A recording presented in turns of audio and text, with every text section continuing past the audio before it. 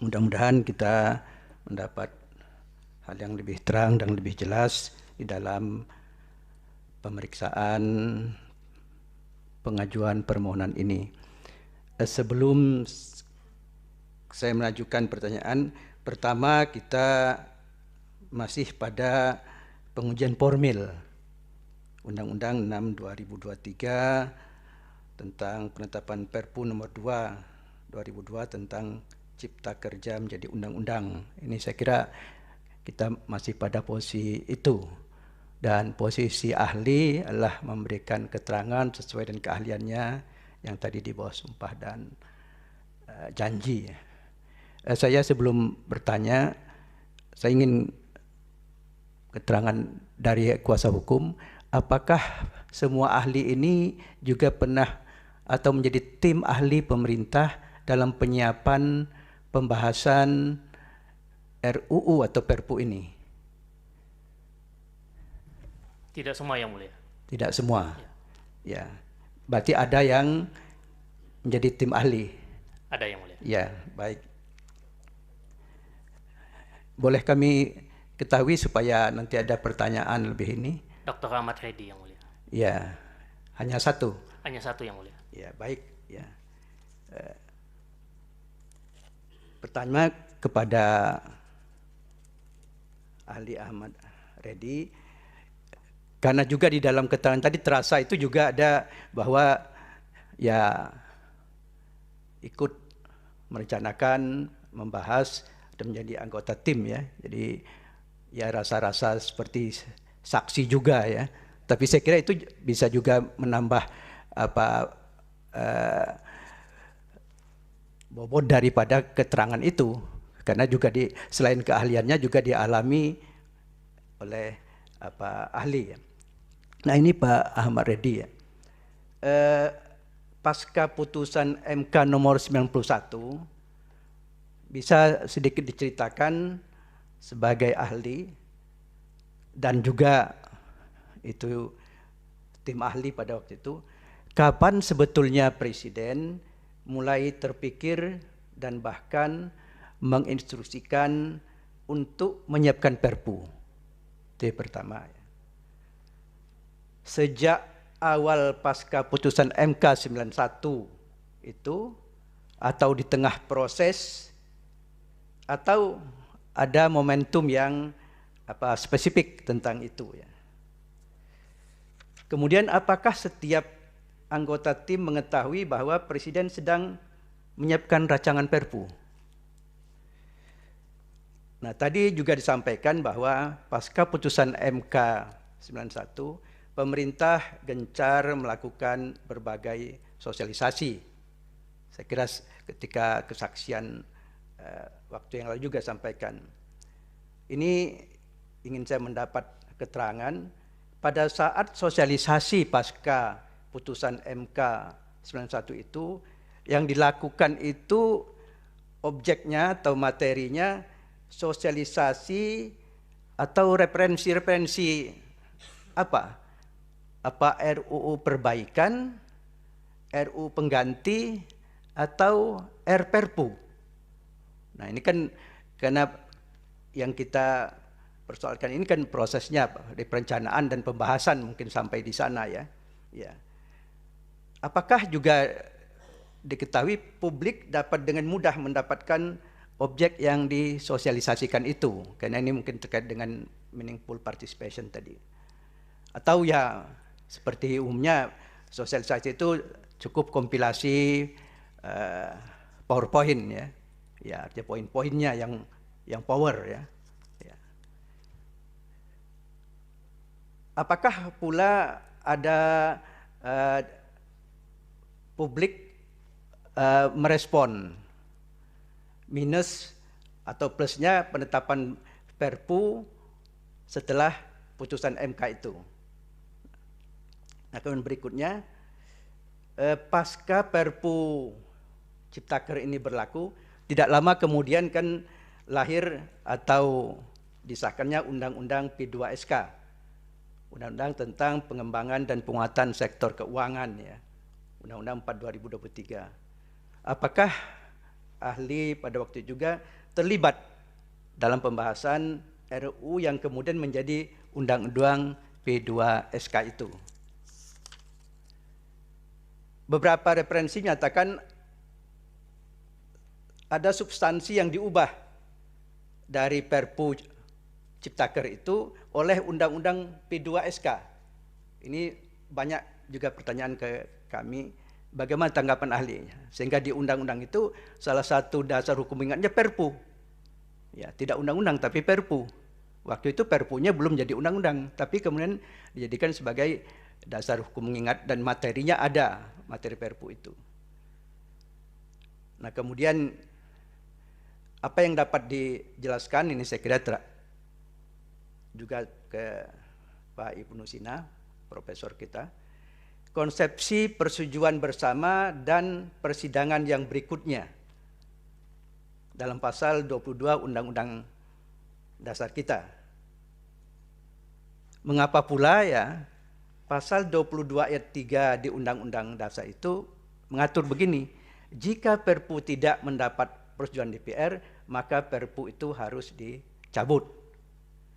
Nah, kita lihat bahwa dulu di Konstitusi RIS pasal 140 ayat 2 dan pasal 97 UUDS 50 mengatakan jika undang-undang darurat ditolak DPR, maka undang-undang darurat itu, pakai kata itu dulu, tidak berlaku lagi karena hukum. Nah, ini apakah ada perbedaan konseptual dalam pengaturan yang ada pada ketiga konstitusi itu? Nah, kemudian mengapa Perpu Ciptaker ini tidak kunjung segera mendapat persetujuan bersama dengan DPR untuk menjadi undang-undang? Bahkan Perpu Ciptaker ini didahulukan untuk mendapat persetujuan bersama dari DPR menjadi undang-undang ketimbang Perpu perubahan Undang-Undang 7 2017 pemilu. Itu kan Perpu 1. Ya. Nah, ada kemendesakan apa? Ini terkait dengan itu. Nah, yang terakhir ya, dalam putusan MK kita itu tegas dinyatakan pembentukan Undang-Undang Cipta Kerja inkonstitusional bersyarat dan masih tetap berlaku. Ya, pertanyaan saya tolong mendapat pendalaman dan penegasan. Pertanyaan saya, dengan ditetapkannya hanya Perpu yang menyatakan mencabut dan menyatakan Undang-Undang Cipta Kerja tidak berlaku, padahal Undang-Undang Aku sebetulnya dinyatakan masih tetap berlaku oleh MK, tapi oleh Undang-Undang dinyatakan tidak berlaku. Ini bagaimana bangunan logika, bangunan konstruksi perundang-undangan?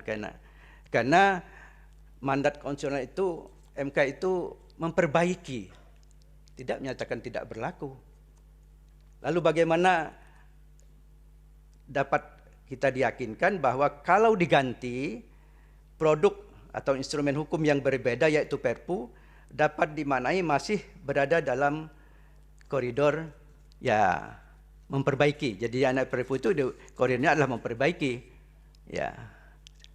Padahal itu di kata terakhir itu dicabut ya. Yang undang-undang nyatakan oleh MK itu masih berlaku. Ya. Saya kira demikian, saya kembalikan kepada. Baik, terima kasih Yang Mulia Pak Ketua. Memang ini perlu kita tegaskan, ini adalah pengujian formil. Pengujian formil ini adalah pengujian terkait dengan proses pembentukan peraturan perundang-undangan. Oleh karena itu memang konsentrasi kita mestinya pada pengujian formil, gitu ya. Oleh karena itu saya tidak, kebetulan untuk hal ini saya tidak bertanya kepada ahli yang dari background sarjana hukum, tapi saya justru ingin menggali dari Pak Dendi, walaupun ada sebagian formil, ada sebagian material di situ. Kenapa? Karena saya melihat ya di sini, tolong nanti Pak Dendi kalau perlu diberikan tambahan keterangan tertulisnya ya, karena menurut saya ini, bagi saya sendiri merasa ada hal yang cukup penting di sini.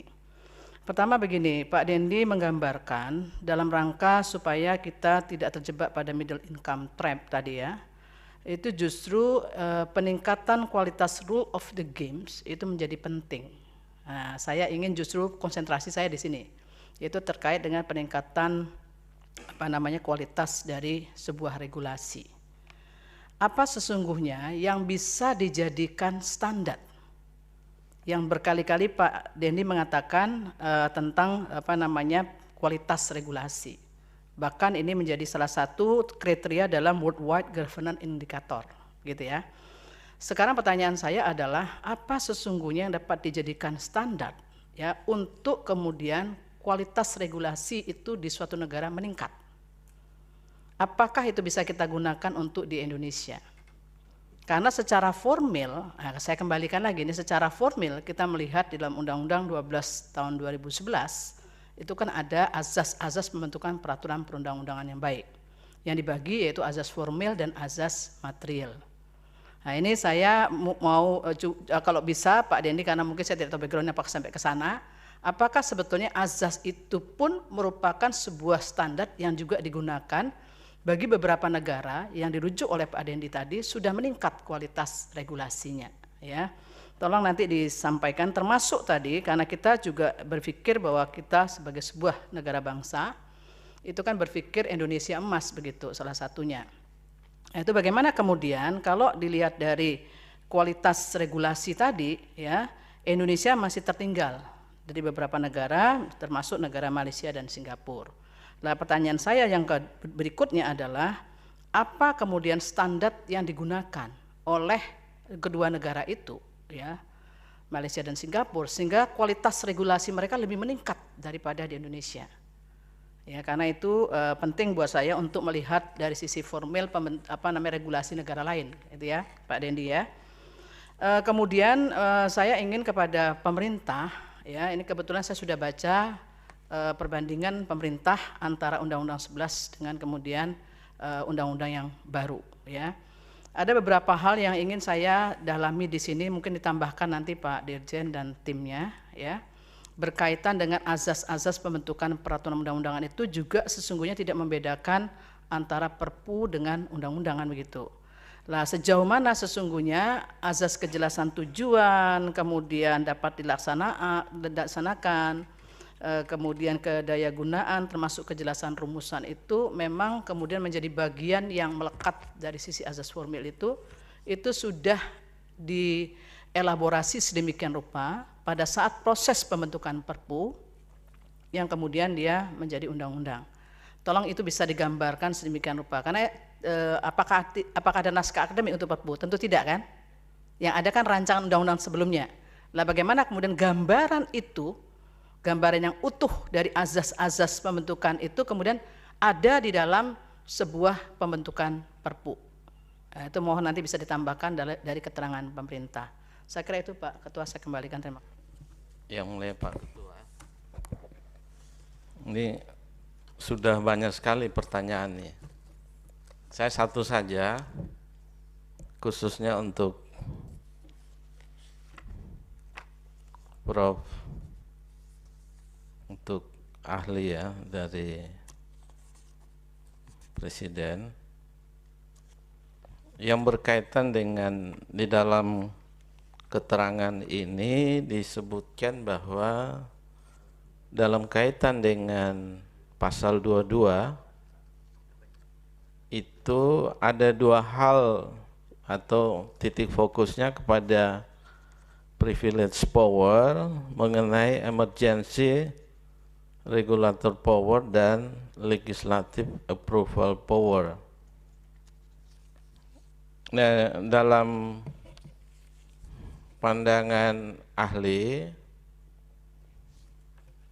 apakah yang dimaksudkan dengan emergency regulator power ini sama dengan emergency law? Hal ini penting karena kalau kaitan dengan emergency law, dia ada batas waktu pemberlakuannya. Sementara dalam praktik di Indonesia, ketika Perpu itu disetujui DPR, dia kemudian menjadi undang-undang, sehingga hilang masa berlakunya itu yang mestinya terbatas, justru dia menjadi permanen, ya. Nah, hal ini penting karena dalam kaitan dengan ini Prof. Ibnu ya, Prof. Ibnu Sina ini adalah berkaitan dengan apakah MK berwenang untuk menguji formil Perpu pada pre-approval atau pada post-approval sekaligus. Emang ini baru pertama dalam praktek di MK untuk pengujian formil Perpu. Kalau pengujian formil undang-undang sudah sering, tetapi kalau Perpu baru kali ini. Ini pertanyaan yang menarik dari Prof. Ibnu Sina ini dalam kaitan dengan permohonan ini.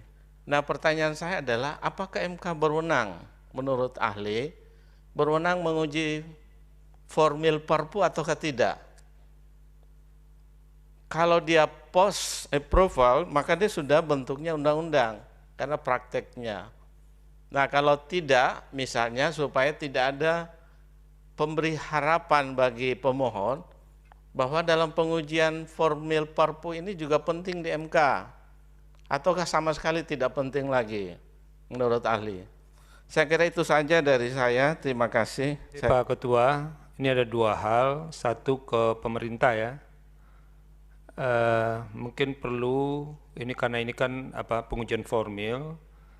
Kami dibuatkan alur yang dilakukan oleh pemerintah sejak putusan 91 itu sampai kemudian dia diajukan ke DPR. Jadi tahapan-tahapan apa saja yang dilakukan mulai sejak putusan 91 yang dari beberapa keterangan sebelumnya pada awalnya direncanakan mau merevisi undang-undang. Tapi tiba-tiba membelok menjadi Perpu. Tolong nanti dibikinkan itu alurnya, kapan dia berubah sampai nanti Perpu ini diserahkan ke DPR untuk dapat persetujuan. Sehingga kami bisa mengetahui banyak hal yang bisa dijelaskan.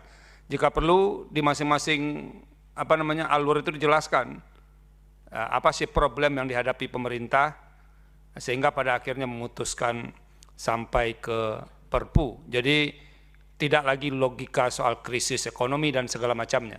Itu yang minta nanti ditambahkan oleh pemerintah. Yang kedua ini kepada kita semua ya yang hadir di ruangan ini perlu dijelaskan bahwa posisi Presiden, posisi DPR itu bukan tergugat. Baca undang-undang.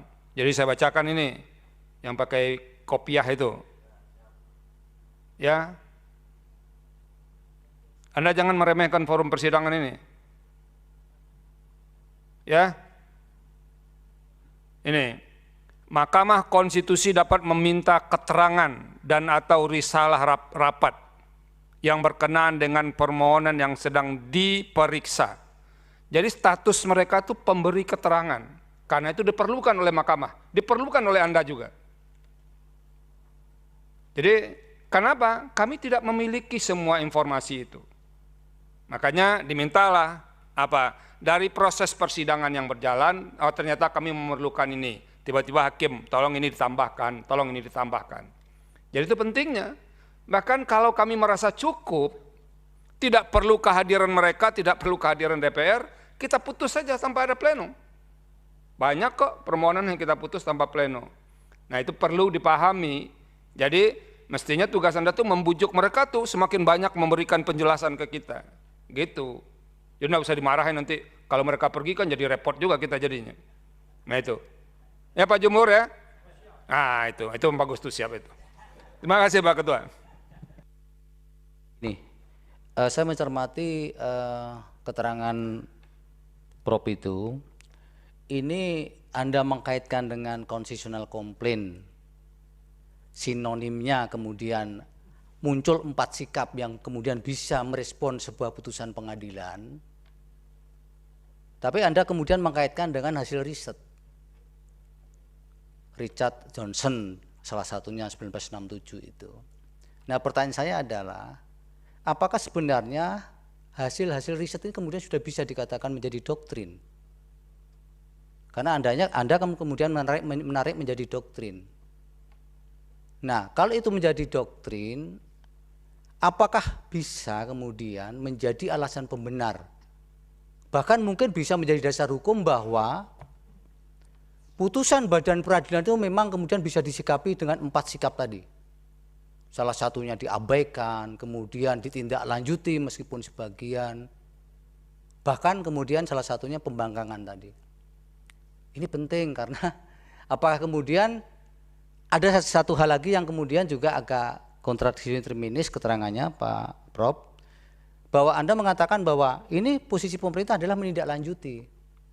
Nah, kalau posisinya menindaklanjuti, apakah juga ada asas doktrin teori yang kemudian bisa membenarkan bahwa ini perintah memperbaiki undang-undang tapi meresponnya dengan perpu? Apakah kemudian itu bisa menjadi fakta yang membenarkan bahwa ini pemerintah menindaklanjuti? Terlepas bahwa ini sudah ada meaningful participation, perbaikan Undang-Undang 12 2011. Terlepas itu. Tapi yang penting adalah ada jembatan atau irisan ini loh Prof. Mungkin Pak Ahmad Reddy juga bisa menambahkan nanti, karena Bapak kan termasuk yang dilibatkan ketika kemudian pemerintah mengambil sikap mengeluarkan perpu tidak merespon dengan perbaikan undang-undang itu. Jadi supaya posisinya ada di mana, landingnya itu loh Prof, bahwa ada doktrin teori atau asas yang membenarkan bahwa ini kalau dikatakan menindaklanjuti putusan pengadilan, kemudian bisa dibenarkan bahwa yang dikeluarkan kemudian bukan undang-undang Undang-Undang Ciptaker yang pertama 11 2020 ya, tapi perpu. Nah, itu yang perdebatan. Kalau substansi formalnya ini kan sebenarnya sudah dari dulu yang disampaikan para ahli kan di sekitar itu, tapi persoalannya adalah irisan untuk landing ini. Bagaimana sih kok kemudian di mana itu kalau bisa kemudian menjadi alasan pembenar bahwa ini bisa, bahwa kemudian bisa direspon dengan perpu, tapi premnya sebenarnya adalah menindaklanjuti. Nah itu kan ada sesuatu yang kontradiksi. Nanti mungkin tidak perlu dijawab karena sudah terlalu siang dan kami juga ada sidang-sidang lagi. Mungkin nanti bisa ditambahkan secara tertulis. Mohon izin pemerintah nanti bisa. Itu Pak Ketua, terima kasih.